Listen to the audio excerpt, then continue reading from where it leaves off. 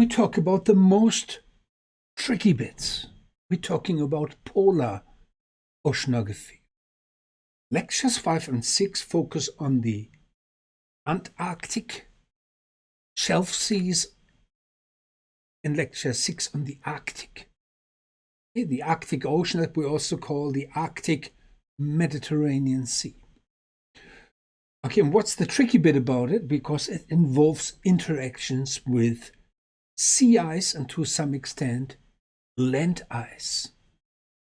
Okay, so there's a very interesting component here. And if you imagine that you have an ice cover, indeed you have a limited exchange of gases across from the atmosphere to the ocean. And you also can have animals indeed that can walk across the ice. If you don't have the ice, you can have a major disturbance, not only of ecological systems, but also of the climate system. Okay, because ice surfaces reflect solar radiation. It's known as the albedo effect.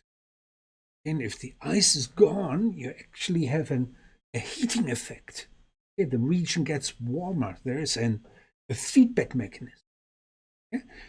Anyway, so here we are. We talk about Antarctica, the Antarctic Circumpolar Current, the formation of Antarctic bottom water, the Southern Ocean in general. Okay, the structures. Okay, I also introduce you to oceanic fronts in this lecture here. We talk about sea ice and the Weddell Sea polynya. That's a fascinating feature.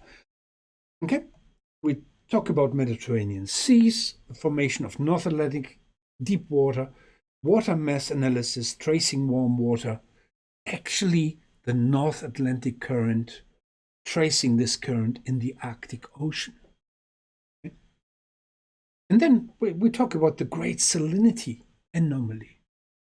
All right, here we go. And tutorial 2 talks about ocean currents and display methods of ocean currents. Okay, it's a little bit more tricky because we're talking about vectors or so, but on the other hand, it's not too hard. So you will get through that. Okay.